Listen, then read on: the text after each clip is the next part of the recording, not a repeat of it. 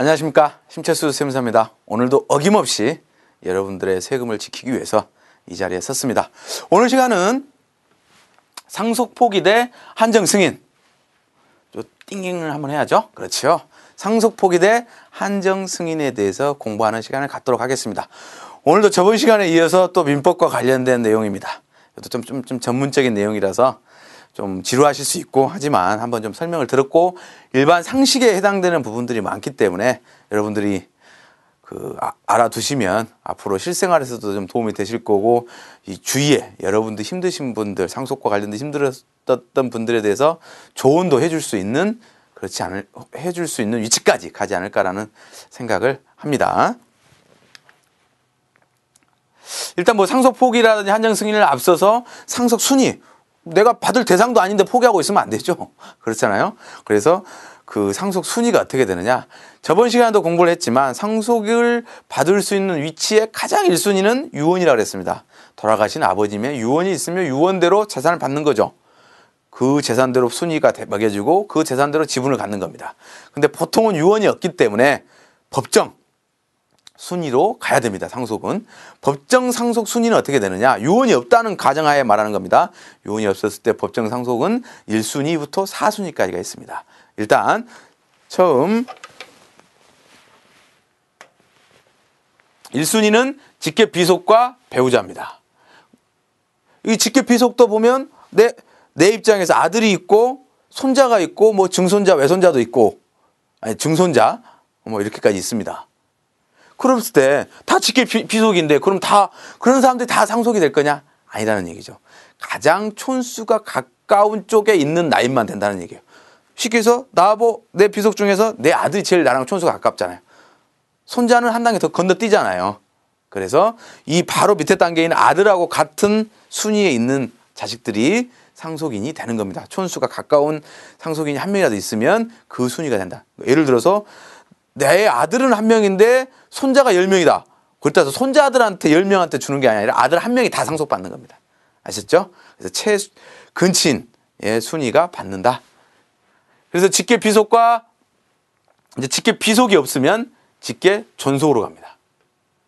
그러니까 아들들이 없으면 우리 어머니 아버지, 그리고 배우자는 공동 상속인이 되는 거고요. 그리고 이 직계 비속과 직계 존속과 배우자도 없다라고 하면은 형제자매로 갑니다. 형제자매도 없다. 직계 비속, 직계 존속, 배우자도 없고 형제자매도 없다. 그러면 사촌 이내에 반계혈족으로 갑니다. 뭐 사촌까지 갈 일도 없고 3순위까지 갈 일도 없죠. 보통 1순위에서 끝나는 경우가 있습니다. 제가 아까 말씀드렸다시피 배우자는 직계 존속과 직계 비속과의 항상 공동 상속인입니다. 직계 비속이 없어서 직계 존속으로 갔다 하더라도 배우자, 돌아가신 분의 미망인은 공동 상속인이 되는 겁니다. 상속 받을 때 유언이 없었으니까 법정 순위를 할 때도 법정 지분 50% 가산한다는 건 또 아시죠?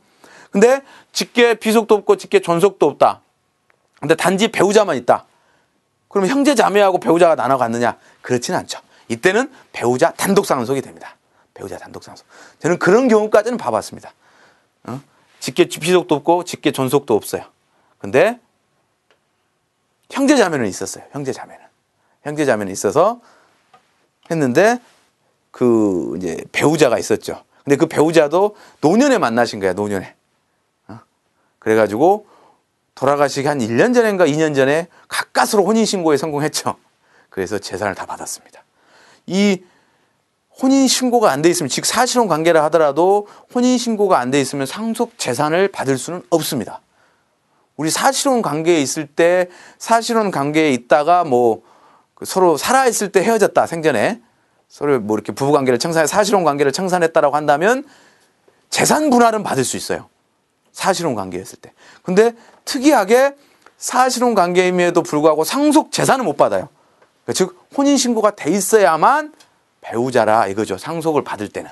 그런 측면이 조금 좀 차이가 있더라고요. 증여를 받을 때하고 상속을 받았을 때. 사실혼이었을 때는 우리가 쉽게 해서 둘이 살아서 생전에는 둘이 살다가 그때 이제 생전에 헤어지면 재산 분할을 요구할 수 있다는 얘기죠. 근데 돌아가셨다. 죽고 나서 재산을 상속받을 수 있는 권리는 없다는 얘기예요. 사실혼은. 재산 분할 권리는 있는데 상속받을 재산 권리는 없어요. 사실혼 관계는. 꼭 혼인신고를 해야 됩니다. 잉크에 묻혀야 된다는 얘기죠. 이렇게 해서 상속 순위가 결정되면 이걸 또 눌러야 넘어가겠죠. 또 한번 튀겨줄까요? 이번엔 안 튀겨지네요.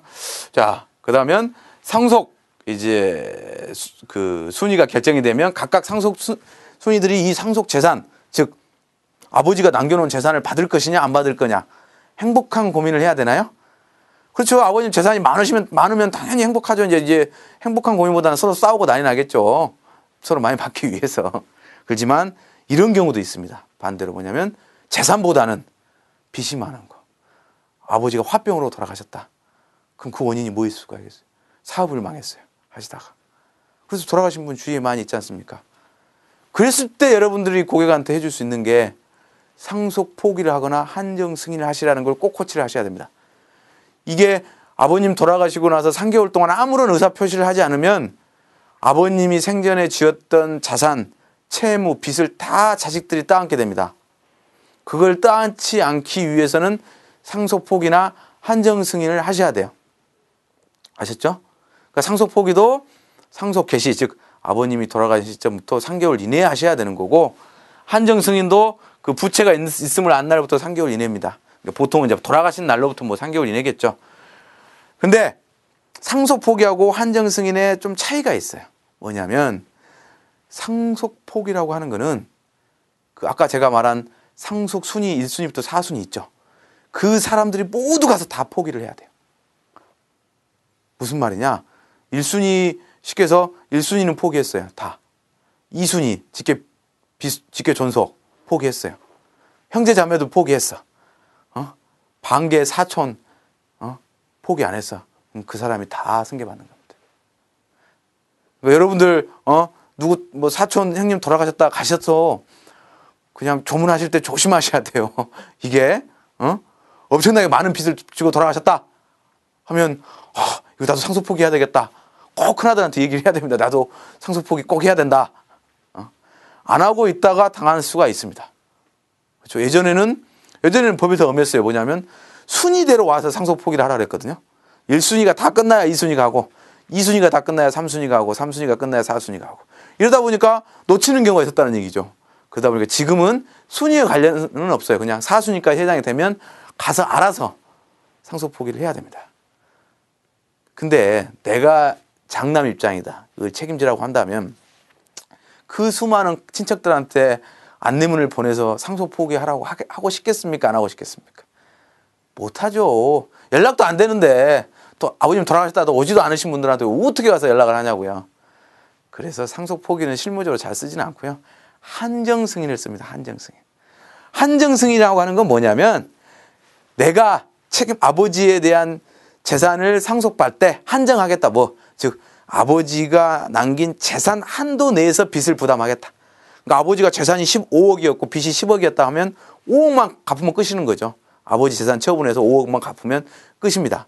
그러니까 이런 한정 승인의 장점은 뭐냐면 대표 상속인 한 명만 한정 승인 신청하면 됩니다. 1순위들이. 1순위의 상속인들이 법원 가정법원 가서 신청하면 그 뒤순위들은 뭐 신경 쓸 필요 없어요. 왜? 1순위가 상속받은 거라니까요. 한정 승인했으니까. 근데 그 승인의 정도가 뭐냐면 아버지가 받은 재산 한도에서만 하는 거죠.